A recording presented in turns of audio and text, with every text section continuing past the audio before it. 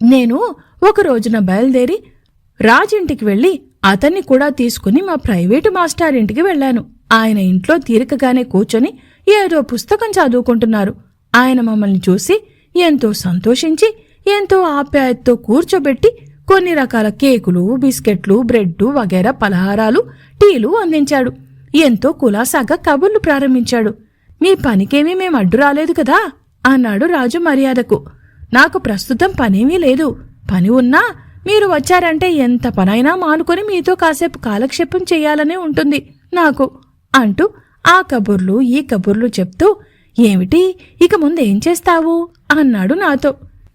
నేను మీ సలహా కోసమే వచ్చాను. యూనివర్సిటీలో చేరవలసిన సమయం వచ్చింది కదా. నేనేం చెయ్యాలో ఏం చదవాలో నాకేమీ తోచలేదు. మీరు సలహా ఇచ్చి నన్ను సరైన దారిలో పెడితే గాని వీలు పడదు. నేనిక్కడున్నన్నాళ్ళు నాకీ గౌరవ గార్డియన్గిరి మీకు తప్పదు సుమండి. మీరు వద్దంటానికి వీలు పడదు. వద్దన్నా నేను వదిలేవాణ్ణి కాను అన్నాను. పొరపాటు సేమ్.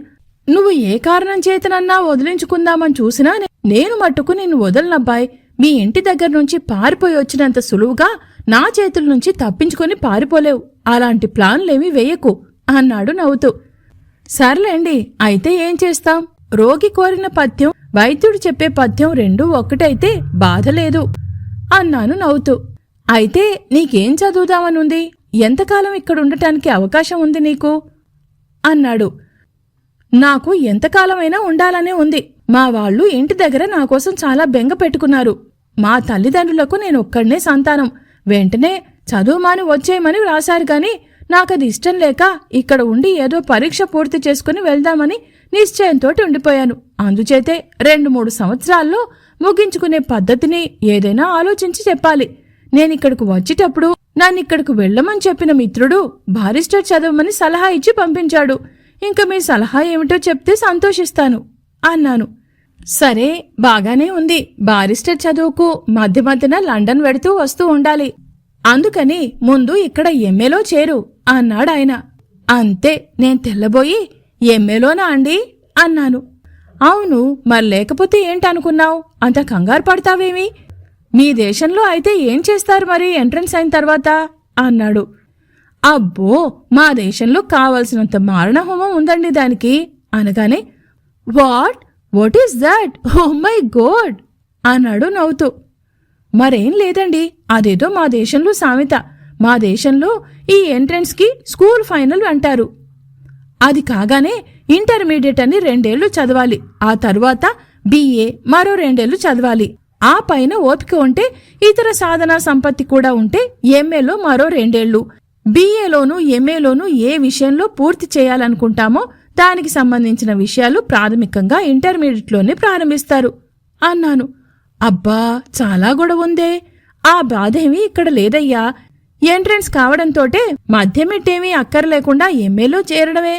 నేను నీకు చెప్పిన చదువంతా మీ ఇంటర్మీడియట్ కోర్సు అయి ఉంటుంది. నేను నీకు చెప్పినదంతా మీ ఇంటర్మీడియట్ కోర్సు అయి ఉంటుంది. అందుచేతను ఎంఏలో చేరు. నీకు సైన్స్ చదవాలని ఉందో ఆర్ట్స్ చదవాలని ఉందో తేల్చుకోవాలి. నువ్వు బారిస్టర్ చదవాలని అనుకుంటున్నావు కనుక సైన్స్ తలపెట్టొద్దు. ఆర్ట్స్ సబ్జెక్ట్ తీసుకోవాలి. ఇందులో అనేక భాషా శాస్త్రాలు కావలిస్తే చదువుకోవచ్చు. History, politics, economics, arts, literature, philosophy మొదలైన సబ్జెక్ట్స్ సన్నిహితంగా ఉండేవి. 12 విషయాలు ఎన్నుకొని సంవత్సరానికి 4 చొప్పున 3 ఏళ్లలో పూర్తి చేసుకోవాలి. అప్పుడు ఎంఏ డిగ్రీ ఇస్తారు అన్నారాయన. అయితే 3 ఏళ్ల తర్వాతనే పరీక్షలన్నమాట అన్నాను. అది నీ ఇష్టం, నీ ఓపిక అన్నారు. అంటే అన్ని సబ్జెక్టులు క్షుణ్ణంగా చదువుకొని ఏ సంవత్సరం చదివిన విషయాలు ఆ సంవత్సరంలోనే పూర్తి అయిపోతాయి కదా. మళ్లీ వాటి ప్రసక్తికి ఉండదు కనుక ఏ సంవత్సరంలో చదివినవి ఆ సంవత్సరం 4 విషయాల్లోనూ పరీక్ష కూర్చోవడం ఒక సులువైన పద్ధతి. లేదన్నావు, అన్ని జ్ఞాపకం పెట్టుకుని 3వ సంవత్సరం ఆఖరున ఈ 12ంటికి కూర్చోవచ్చును. అది కొంచెం కష్టమైనా ఎక్కువ బాగుంటుంది. దాన్ని ఎంఏ ఆనర్స్ అంటారు. అందుచేత నీ శక్తి సామర్థ్యాలు నిర్ణయించుకోవలసిన వాడవు నువ్వు. ఆ పైన బారిస్టర్ బెడద ఒకటి ఉంటుందాయను. నీకు ఈ 2టికి తూగగలవా, లేకపోతే ఏ 7 పరీక్షకు కూర్చుంటావా? ఏదో నిర్ణయం చేసుకుని రేపో ఎల్లుండో యూనివర్సిటీకి వెళ్ళు. అక్కడొక దరఖాస్తు ఫారం తీసుకుని అందులో ప్రశ్నలకు సమాధానాలు రాసి డబ్బు చెల్లించు. ఇది మొట్టమొదటి చేయవలసిన పని. నీ నిర్ణయం రేపో ఎప్పుడో చెప్పు. సరేనండి, చాలా సంతోషం. మిమ్మల్ని శ్రమ పెట్టాను. చీటికి మాటికి ఇలాగే వచ్చి మిమ్మల్ని శ్రమ పెడుతూ ఉంటాను అని హామీ కూడా ఇస్తున్నాను. సెలవు అని మా బసకు మేము వచ్చేశాం. ఈ మధ్యన మా ఇంట్లో అనగా ఎడింబరో ఇంట్లో జరిగిన సంగతి చాలా ఆశ్చర్యం అనిపించింది. మానవ స్వభావం ఎక్కడా ఉన్నా కొన్ని సందర్భాల్లో ఒకటిగానే ఉంటుంది. అందులో ముఖ్యంగా వంటవాళ్ల గుణం మరీను. మొదట వచ్చిన కొత్తలో ఇక్కడ మనుష్యుల శరీరం ఎంత తెల్లగా ఉంటుందో వాళ్ల చర్యలు కూడా అంత స్వచ్ఛంగానూ నిష్కలంకంగానూ ఉంటాయనుకున్నాను. అది కేవలం నిజం కాదేమోనని, నా ఊహాజనితమేమోనని అనుమానం కొంచెం కలిగింది. నేను ఈ దేశంలో కాదు, ఎడింబరలో అడుగుపెట్టినప్పటి నుంచి రాజు సలహాను అనుసరించి నేను తెచ్చుకున్న తాటాకుల కట్ట ఉపయోగించటం మానేశాను. దానికి ప్రత్యామ్నాయంగా ఒక విశ్వకర్మ దగ్గరకు వెళ్లి గంటసేపు వాడికి బోధించి 2 వెండి తాటాకులు నాలుక గీసుకోవడానికి చేయించుకుని తెచ్చుకున్నాను. ఒకటి పెట్టెలో భద్రపరుచుకుని రెండోది ఉపయోగిస్తూ దంతధావనం అయిన తరువాత నేను పేస్టు బ్రష్తో పాటు స్నానాల గదిలో విడిచి వస్తూ ఉండేవాడిని. కొన్నాళ్లైన తర్వాతను ఒక రోజున అది కనిపించలేదు. ఎంతోసేపు వెతుక్కున్నాను, దొరకలేదు. ఏమై ఉంటుందా అనుకుంటూ ఆ పూటకు తాటాకుతోటి కాలక్షేపం చేసి ఆ తాటాకు కూడా ల్యాండ్ లేడీ చూడకుండా శుభ్రంగా కడిగేసి చిన్న ముక్కల కింద కత్తిరించేసి వీధిలోకి గిరాటేశాను. 2 రోజులు దాని సంగతి ఏమీ తెలియలేదు. ఏమైందని నెమ్మదిగా మా ల్యాండ్ లేడీని అడిగాను. తనకేమీ తెలియదని, అదేమిటో ఎప్పుడూ చూడలేదని మొదట బుకాయించింది. మళ్లీ కొంతసేపు ఆవిడకు వర్ణించి చెప్పాను. అది వెండిదని, ఖరీదైనదని. వెండా శాంగారు? నిజంగా వెండే? అయ్యో పాపం, ఏమైపోతుంది? ఇక్కడికెవ్వరూ రారే అంది ఆశ్చర్యాన్ని అభినయిస్తూ. ఇక్కడికెవ్వరూ రారని నాకు తెలుసును, అందుకనే మిమ్మల్ని అడుగుతున్నాను. అబ్బబ్బే, నాకేమీ తెలియదండి శాంగారు. నేనలాంటి దాన్ని కాదు.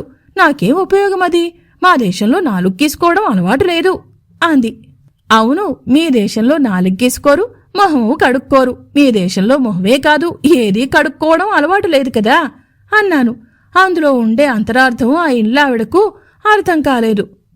సరే, ఈవిడ ఏదో చేతి దెబ్బ కొట్టేసిందని అనుమానం గట్టిగా తగిలింది నాకు.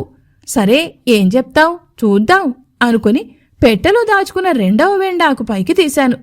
మామూలుగా స్నానాల గదిలోనే పెడుతూ వచ్చాను. ఒకరోజున మామూలుగా నాకు భోజనం తీసుకువచ్చినప్పుడు యథాలాపంగా అన్నట్టు, ఏమండి, నువ్వు అడిగిన వస్తువు దొరికినట్లుందే, అక్కడే ఉంది అంది.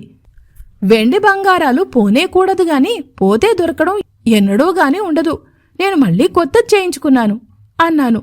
10-15 రోజులు అయిన తర్వాతను ఇది కూడా మళ్లీ మాయమైంది. ఈ నాలుకబద్ద మళ్లీ మాయమైందండి అని ఆవిడితో సవినయంగా మనవి చేసుకున్నాను.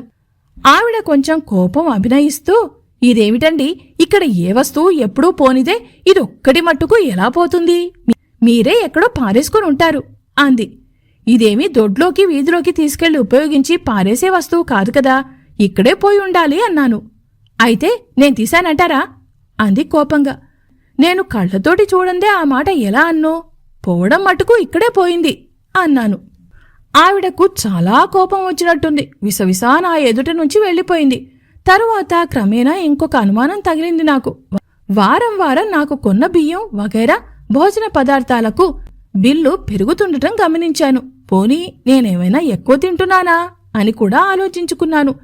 ఎంత ఎక్కువ తిన్నా బిల్లింత పెరగవలసిన అవసరం లేదని అనిపించి మా రాజు దగ్గర ఈ ప్రస్తావన చేశాను.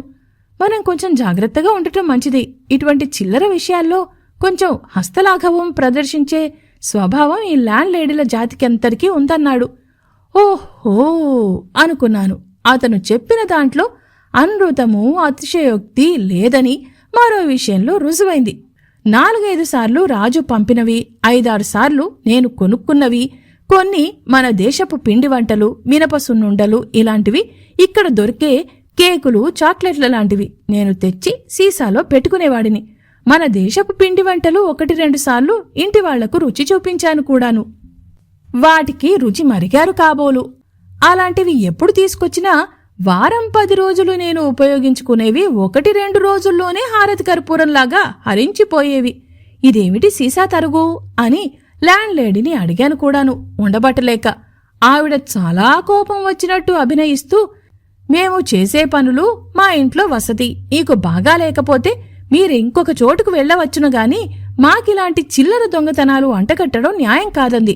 కొంచెం కన్నీరు కూడా కళ్లల్లోంచి పైకి లాగడానికి ప్రయత్నించి విఫలురాలై జేబురమ్మాలుతోటి కళ్ళు ముక్కు ఎర్రబడేటట్టు నలుపుకొని నా గదిలో నుంచి అవతలకు దాటింది.